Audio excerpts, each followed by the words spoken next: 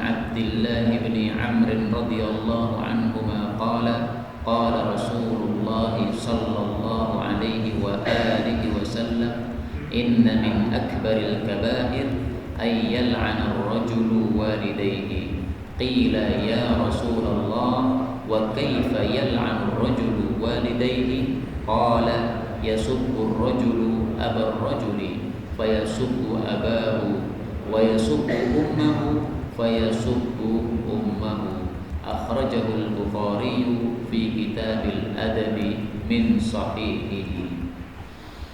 Dari Abdullah bin Amr bin As radhiyallahu anhuma, karena Abdullah dan Amr bin As semuanya sahabat Nabi, maka doanya radhiyallahu anhuma.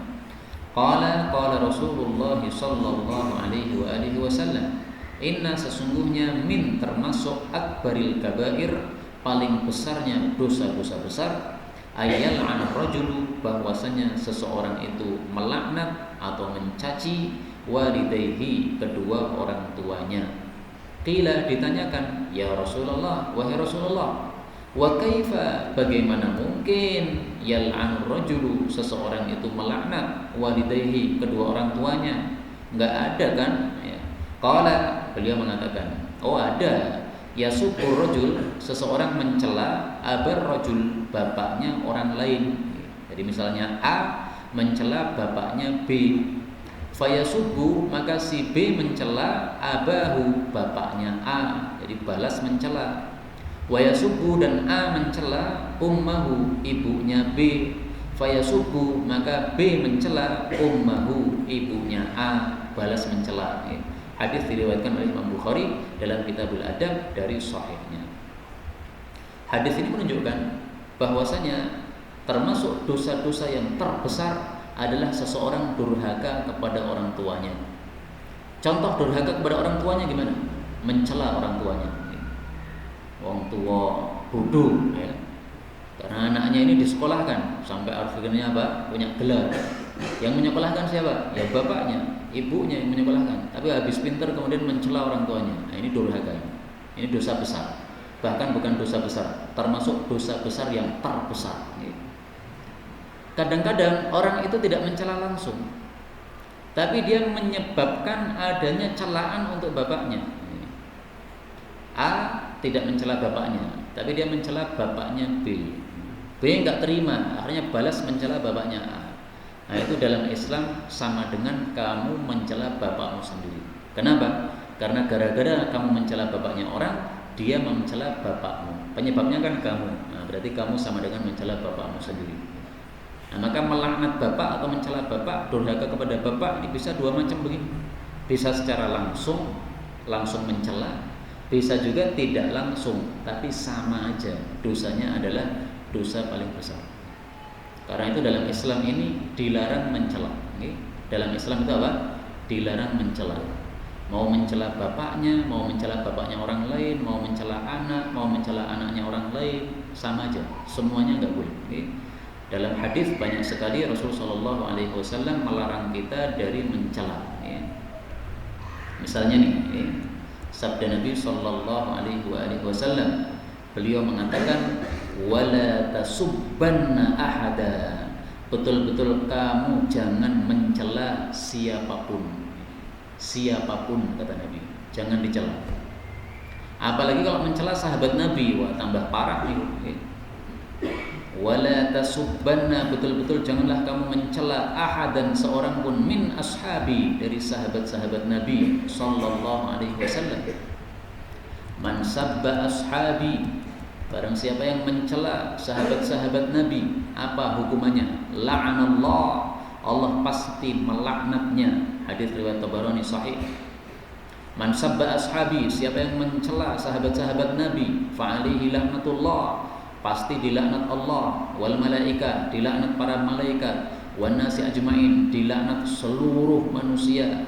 Hadis riwayat Tabarani sahih atau hasan derajatnya. Jadi mencela manusia dilarang, apalagi manusia mulia sahabat Nabi tambah dilarang. Nah, ini malah saya jadi teringat orang-orang Syiah. Orang-orang Syiah itu konon mencela para sahabat Nabi, mengkafirkan sahabat Nabi. Benar apa enggak? Ringkasnya begini. Orang-orang Orang-orang Syiah itu ada dua grup. Yang satu mau mencela sahabat Nabi, bahkan sampai mengkafirkan sahabat Nabi. Yang satu tidak mau mencela sahabat Nabi sallallahu alaihi wasallam. Nah, ini yang perlu kita pahami. Bahwasanya orang-orang Syiah itu bukan satu grup, bukan, tetapi banyak grup. Mereka itu bukan sepakat dalam satu mazhab, tidak, tetapi mereka itu berpecah-pecah. Jadi umat Islam ini kalau mau kita bikin skema, ya, ada dua kelompok besar, kelompok Ahlus Sunnah sama kelompok Syiah. Sebenarnya kelompok-kelompok lain banyak, ya, karena firqah itu kan tidak hanya Syiah saja, kan? Yang Ahlus Sunnah sudah benar, sudah baik, sesuai sunnah. Nah, ini ahli Syiah ini termasuk yang ahli bid'ah yang tadi, yang 72 masuk neraka tadi. Itu yang paling besar sekarang ini, orang-orang Syiah. Ahlus Sunnah ini terpecah-pecah lagi, dan antara satu kelompok dengan kelompok yang lain saling menyesatkan, mengkafirkan, ada. Demikian juga Syiah juga begitu, terpecah-pecah lagi, banyak pecahannya, saling mengkafirkan, saling menyesatkan. Contoh misalnya di kalangan Ahlus Sunnah kita kenal ada Asy'ariyah, ada Salafi. Nah, Salafi dengan Asy'ari ini saling menyesatkan. Salafi menganggap Asy'ari bukan Ahlus Sunnah. Asy'ari menganggap Salafi bukan Ahlus Sunnah. Salafi menganggap Asy'ari Ahlus Sunnah palsu. Asy'ari menganggap Salafi Ahlus Sunnah palsu. Saling menyesatkan. Padahal sebenarnya lebih banyak kemiripan daripada daripada perbedaan. Perbedaannya ada. Contohnya, kalau Salafi mengatakan Allah fis sama, Allah di atas langit. Kalau Asy'ari mengatakan Allah bila makan, Allah itu tanpa tempat. Jangan mengatakan Allah di langit, jangan mengatakan Allah di atas langit. Nah, maka saya ini kalau menurut orang-orang Asy'ari yang keras, dianggap saya sesat. Kenapa? Saya mengatakan Allah di atas langit. Saya mengatakan begitu ya karena di dalam Al-Qur'an disebutkan aamintum man fis samai. Apakah kalian merasa aman terhadap zat yang ada di atas langit? Yang ngomong fis sama Allah. Maksud saya nggak boleh ngomong kayak begitu. Saya dipaksa oleh orang-orang untuk mengatakan Allah bila makan, Allah tanpa tempat. Ya saya nggak bisa ngomong begitu. Mana ada Quran mengatakan Allah bila makan, ayatnya sing di. Mana ada hadis mengatakan Allah bila makan, mana ada? Enggak ada. Maka saya dipaksa ngomong begitu ya enggak bisa. Saya bisanya ngomong Allah fis sama, Allah 'alal arsy istawa, Allah bersemayam di atas arsy, sesuai dengan ayat-ayat ngomongnya begitu. Allah mengatakan yadahu mabsutatan, dua tangannya Allah terhampar, berarti Allah punya tangan. Saya biasanya ngomong seperti yang ada dalam Quran. Mau dipaksa yang lain nggak bisa. Nah, dianggap sesat. Tetapi alhamdulillah saya tidak menganggap orang-orang Asy'ari sesat. Nah, mereka hanya beda pandangan saja terhadap masalah ini. Nah, mudah-mudahan nanti kalau sudah umat Islam ini semakin dewasa tidak saling menyesatkan. Ya sudah, beda ya wis. Yang penting kita jalan sendiri-sendiri sesuai dengan apa yang kita yakini. Adapun persamaannya lebih banyak ini yang kita jaga. Perbedaannya tanggung jawab dewi-dewi. Saya mengatakan Allah fis sama, tanggung saya, karena saya punya dalil. Amin tu man fis sama. Saya mengatakan Allah 'alal arsy, ya tanggung jawab saya sendiri, ada dalilnya. Mereka mengatakan Allah bila makan, Allah tanpa tempat, ya wis tanggung jawabmu sendiri. Nanti kamu tanggung jawab di hadapan Allah. Ucapanmu benar apa enggak itu terserah nanti di hadapan Allah Subhanahu wa taala. Gimana rasa patuh? Patuh ini marahi tambah, orang kafir jadi kuat, umat Islam jadi lemah. Nah, ini Ahlus Sunnah begitu pecah. Orang Syiah juga begitu pecah. Ada Syiah usuliyah, ada Syiah akhbariyah. Ini saling mengkafirkan. Yang Syiah akhbariyah mengatakan usuliyah ini Syiah palsu. Syiah asli ya sing akhbariyah. Kenapa? Akhbariyah itu mengimani kabar-kabar atau hadis-hadis yang bersumber dari imam-imam mereka. Kita Ahlus Sunnah kan punya kutubus sittah, Bukhari, Muslim, Abu Dawud, Tirmidzi, Nasai, Ibnu Majah. Mereka orang-orang Syiah juga punya kitab 4, kitab pedoman hadis mereka. Nah, mereka meyakini semua hadis dalam kitab 4 ini hadis yang bisa dijadikan pedoman. Nah, ternyata di situ ada riwayat-riwayat mengatakan bahwasanya Quran sudah berubah. Nah, maka kalau Syiah akhbariyah meyakini Quran memang sudah berubah. Kenapa? Ini hadis-hadis banyak menunjukkan bahwasanya Quran sudah berubah. Quran 30 juz ini. Kalau usuliyah enggak begitu. Syiah usuliyah mengatakan riwayat itu tidak bisa diterima langsung mentah-mentah, nggak bisa. Diteliti dulu isinya. Kalau isinya bertentangan dengan akal, ya berarti buang. Isinya bertentangan dengan Quran, ya buang. Mana lebih kuat, Quran sama riwayat? Kalau riwayat itu kan sumbernya kadang-kadang hanya satu jalur, ya. Sementara Quran ini kan mutawatir, ya. Sumbernya dari banyak jalur. Dari Nabi Muhammad SAW, kemudian muridnya para sahabat yang banyak, kemudian muridnya lagi para tabi'in yang banyak, sampai kepada kita. Ini jalurnya banyak terus, nggak mungkin Quran ini salah, itu nggak mungkin. Nah, maka menurut mereka Syiah usuliyah, bahwasanya Allah sudah mengatakan dalam Al-Quran, wa inna lahu lahafidun, Quran itu sudah dijamin, dijaga oleh Allah, berarti tidak mungkin berubah, itu nggak mungkin. Nah, maka Syiah masih pecah, gitu. Di antara mereka ada yang mengatakan Quran berubah, yang disebut Syiah Akhbariyah. Di antara mereka ada yang mengatakan Quran tidak mungkin berubah, mereka disebut usuliyah. Di antara Syiah Akhbariyah ada Syiah yang mengatakan Aisyah berzina, naudzubillah, istri Nabi katanya berzina, naudzubillah. Ini Syiah Akhbariyah. Tapi kalau Syiah usuliyah mengatakan enggak mungkin istri Nabi kok berzina, enggak mungkin. Istri Nabi itu pasti dijaga oleh Allah Subhanahu wa taala. Ini kalau ada istri Nabi berzina, ini berarti melecehkan Nabi itu. Tidak mungkin Allah membiarkan Nabi terlecehkan begitu itu. Aib besar bagi seorang Nabi kok kemudian istrinya berzina. Berarti bojone ra iso apa-apa, sehingga istrinya pengen kepada yang lain. Ini satu aib besar, enggak mungkin kata mereka. Nah, maka untuk menilai Syiah ini kita harus adil. Apakah Syiah itu semuanya mengatakan Quran berubah? Ya tidak. Apakah Syiah itu semuanya mengatakan bahwasanya Aisyah berzina? Ya tidak. Apakah semua Syiah itu mencela sahabat Nabi? Ya tidak. Nah, maka kembali ke masalah tadi. Ada hadis Nabi SAW, siapapun mencela sahabat Nabi dapat laknat Allah, malaikat, manusia seluruhnya. Nah, ini tidak semua Syiah itu mencela sahabat Nabi SAW. Hanya bedanya kita dengan Syiah yang pasti, ya. Kalau kita meyakini orang yang setelah Nabi wafat itu yang paling utama itu adalah Abu Bakar As-Siddiq. Ahlu sunnah begitu. Orang Syiah enggak. Setelah Nabi wafat paling utama Ali bin Abi Thalib. Ali bin Abi Thalib lebih utama daripada Abu Bakar, Umar, Utsman. Kalau kita enggak. Yang paling utama setelah Nabi Abu Bakar, kemudian Utsman, kemudian Umar, kemudian Utsman, baru kemudian Ali nomor 4. Nah, mereka enggak terima, enggak, Ali itu nomor 1. Ya udahlah, perbedaan begitu enggak usah padu wis. Ya sekarang mau kono, Ali lebih utama karena mau kono. Tapi kita punya dalil dalam Sahih Bukhari, jelas dalil kita bahwasanya Abu Bakar, Umar itu lebih afdal daripada yang lain-lain setelah Nabi SAW wafat, maka dua orang inilah yang paling afdal.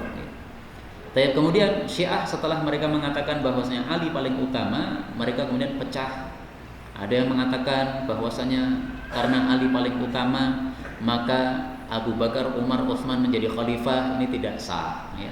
Berarti mereka itu orang-orang yang merebut kekuasaan. Nah, ini berarti mencela kan?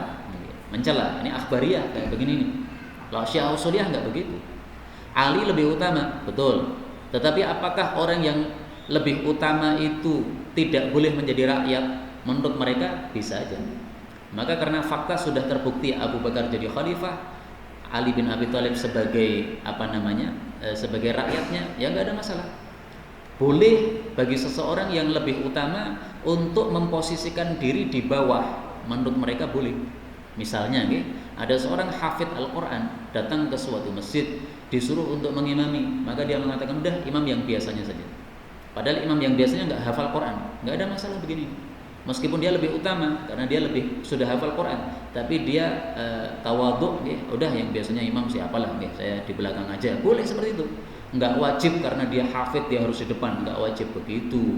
Demikian juga dalam masalah ini mereka masih berpecah dalam bab ini.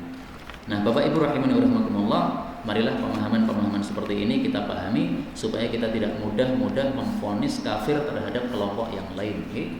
Sangat salah kalau ada orang mengatakan semua Syiah kafir, itu sangat salah. Kenapa? Karena faktanya tidak demikian. Demikian juga kalau kita lihat fatwa para ulama-ulama besar. Fatwa Syekh bin Baz misalnya. Syekh bin Baz tidak mengatakan semua Syiah kafir, enggak.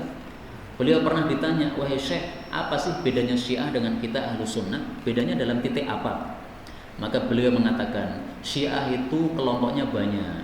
Kalau kita mau bicara dalam waktu yang singkat susah, ya nggak bisa. Tapi ringkasnya gini, nah, beliau kasih ringkasan. Minhum kafir wa minhum ghairul kafir. Ada Syiah yang kafir, ada Syiah yang tidak kafir, ada. Kalau ada orang Syiah mengatakan Quran sudah berubah, kafir saat itu juga. Kalau ada Syiah mengatakan istri Nabi Aisyah berzina, kafir saat itu juga. Meskipun dia sholat 5 waktu, meskipun puasa Ramadan, meskipun pakai sorban, meskipun setiap hari ngaji baca Quran, hendak diterima itu semua. Itu semuanya apa? Itu semuanya tidak dinilai oleh Allah Subhanahu wa taala. Kenapa? Dia sudah kafir gara-gara satu perkataannya yang mengeluarkan dia dari agama Islam. Ya. Kalau ada orang Syiah mengatakan Ali adalah Tuhan, Tuhan itu bukan Allah, tapi Ali, jelas kafir itu. Ya. Tapi kalau ada Syiah yang tidak mengatakan begitu tadi, maka belum bisa kita vonis kafir. Tapi tentu saja Syiah sesat itu harus tetap jadi keyakinan kita. Ya. Apakah Syiah sesat? Iya. Apakah semuanya kafir? Oh tidak. Okay. Dilihat dulu, dia melakukan perkara yang menyebabkan dia keluar dari Islam enggak? Kalau dia melakukan itu ya kafir. Kalau tidak ya tidak. Okay. Jadi alhamdulillah kita ahlus sunnah ini sudah benar. Tapi marilah kita perbaiki amalan kita. Jangan sampai ahlus sunnah tapi banyak maksiat. Okay. Sementara kita lihat ahli bid'ah malah mereka lebih taat kepada Allah Subhanahu wa taala. Nah, ini kebalik. Semestinya ahlus sunnah itu lebih taat kepada Allah. Kalau ahli bid'ah karena mengikuti hawa nafsu, mengikuti bid'ah, ya wajar lah. Kalau kemudian amalan mereka lebih maksiat, misalnya begitu, ya wajar. Nah, kadang-kadang kita itu ahlus sunnah namanya saja, tetapi tidak mengikuti sunnah Nabi, tidak mengamalkan ajaran-ajaran Nabi Shallallahu Alaihi Wasallam. Naudzubillahi min syarri dzalik. Inilah yang dapat disampaikan benarnya dari Allah Subhanahu Wa Taala, dan apabila ada salahnya